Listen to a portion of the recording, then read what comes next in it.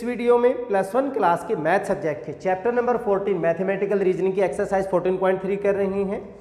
यहाँ पे हम कुछ कनेक्टिव्स एंड क्वांटिफायर्स के बारे में रीड करेंगे जो हमारी कंपोनेंट स्टेटमेंट में बहुत ज़रूरी है। देखिए हम यहाँ पे रीड कर रहे हैं एंड और के बारे में। सबसे पहले हम एंड के बारे में रीड करते हैं। एंड कंपोनेंट स्टेटमेंट, एक कंपाउंड स्टेटमेंट लिख रहा हूँ मैं। P a point occupies a position and its location can be determined. Its location can be determined. ठीक है, यहाँ पे एंड ने इसको कनेक्ट कर दिया। कनेक्टर्स भी कहते हैं हम इनको, ठीक है, कनेक्टर्स और कनेक्टिव। यहाँ दो स्टेटमेंट है हमारे पास। अ पॉइंट, अगर मैं इनकी अलग अलग लूं, components, a point occupies a position, और दूसरा location, location of A point can be determined.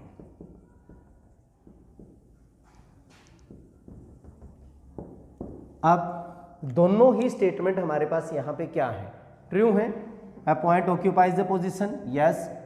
Location of A point can be determined.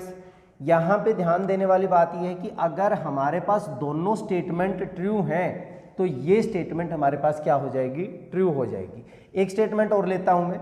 मान लीजिए क्या स्टेटमेंट ले ली मैंने, 42 is divisible by 5, 6 and 7। And यहां पे यूज हो गया। हम इनकी अगर कंपोनेंट की बात करें, 42 is divisible by 5, 42 is divisible by 6 and 42 is divisible by 7। देखिए ये दोनों स्टेटमेंट हमारे पास 6 एंड 7 से क्या है, ये डिविजिबल है।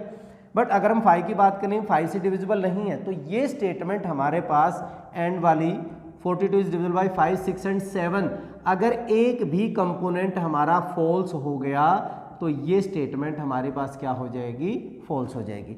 ट्रू होने के लिए इसकी सारी स्टेटमेंट ट्रू होनी चाहिए। अगर इनमें से एक कंपोनेंट भी फॉल्स हो गया तो स्टेटमेंट क्या हो जाती है, हमारी फॉल्स हो जाती है। This is and. और की अगर हम बात करें, और दो तरीके से यूज होता है, exclusive and inclusive. Exclusive and inclusive. Exclusive में अगर हम बात करें, एक स्टेटमेंट लेता हूं मैं, पी स्टेटमेंट ले ली मैंने।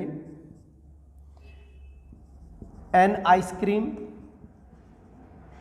आइसक्रीम और पेप्सी इज अवेलेबल विद थाली इन अ रेस्टोरेंट। किसी एक रेस्टोरेंट में अगर कोई थाली ले रहा है, भोजन खा रहा है, उस थाली के साथ या तो आइसक्रीम मिलेगी या फिर पेप्सी मिलेगी।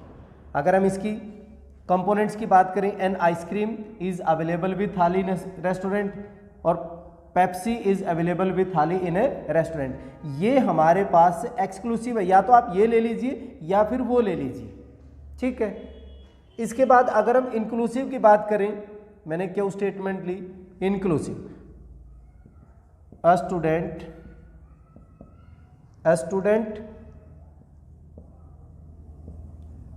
Who has taken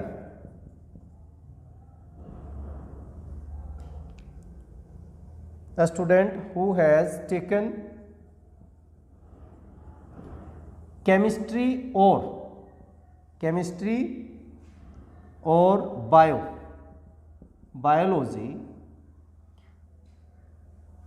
in BSc, मान लीजिए एक स्टूडेंट जिसने या तो केमिस्ट्री की हो या फिर biology in BSc can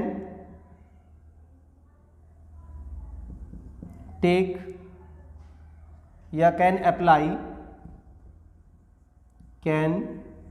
apply for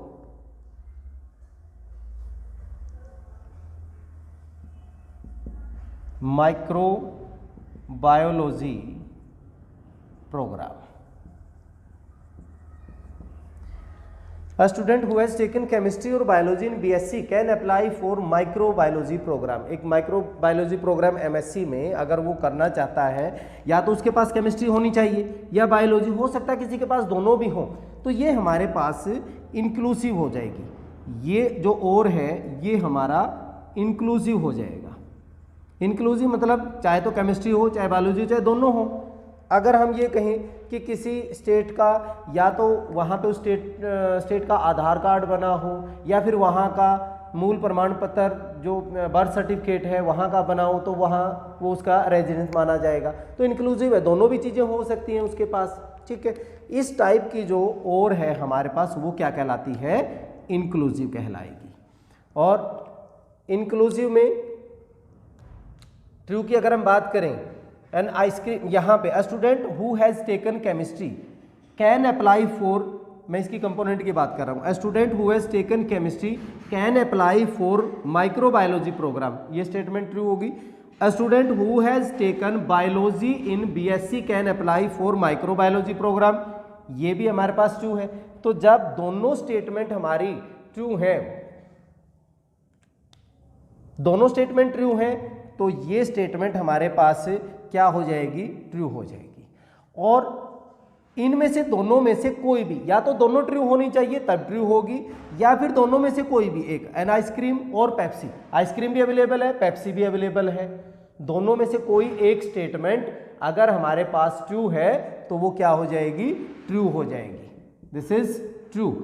अगर दोनों ही फॉल्स हैं, इफ बोथ आर फॉल्स, अगर दोनों ही फॉल्स हैं तब ये स्टेटमेंट हमारे पास है, statement will be false, statement क्या हो जाएगी? फॉल्स हो जाएगी। अगर दोनों ही फॉल्स हैं और में अगर एक भी ट्रू है तो वो क्या रहेगी? ट्रू रहेगी। जैसे मैं कहूं कि 25 इज डिविजिबल बाई 5 और 6। अब दो स्टेटमेंट बन गई हमारे यहाँ पे, 25 is divisible by 5 and 25 is divisible by 6। ये ट्रू है हमारी, ये फॉल्स है। तो एक ट्रू है, यहां से ये हमारे पास ट्रू इसलिए है क्योंकि 25 इज डिविजिबल बाई 5 और 6, ये कह रहा है कि किसी न किसी एक से तो डिविजिबल है ही, विच इज ट्रू, क्योंकि एक स्टेटमेंट हमारे पास क्या है? ट्रू है।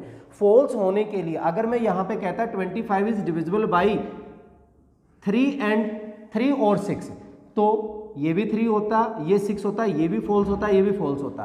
तो और वाली जो स्टेटमेंट है उसको फॉल्स होने के लिए क्या चाहिए? दोनों ही स्टेटमेंट फॉल्स होनी चाहिए।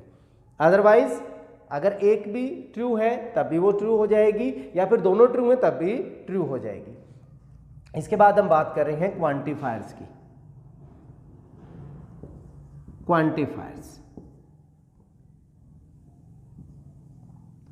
क्वांटिफायर्स हमारे पास क्या होते हैं? स्पेशल जो वर्ड्स हैं, this is there exist all of the, ये क्वांटिफायर्स वर्ड्स कहलाते हैं। जैसे हम कहें देयर एग्जिस्ट, एक स्टेटमेंट लेते हैं हम, there exist a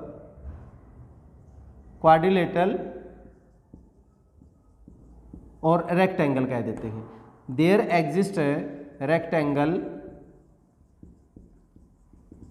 which have all equal sides.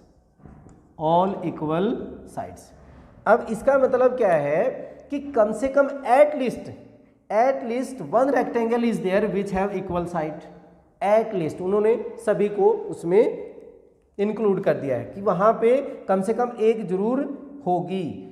और वी कैन से एक ये भी होता है हमारे पास फॉर ऑल, इसमें इसको अगर हम यूज करें for all of the prime number, for all of the prime number, सभी प्राइम नंबर्स के लिए रूट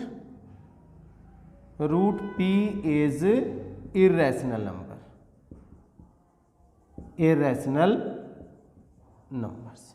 तो यहाँ पे फॉर ऑल हमारा क्या है, क्वांटिफायर्स है। यहाँ पे देयर एग्जिस्ट हमारा क्या है, क्वांटिफायर्स है। सभी प्राइम नंबर्स में अगर हम एक एस सेट लेते हैं प्राइम नंबर्स का, then root p is irrational numbers, जितने भी प्राइम नंबर्स का रूट होगा वो क्या होगा, irrational numbers. These are known as quantifiers. चलिए अब एक्सरसाइज 14.3 के क्वेश्चंस करते हैं।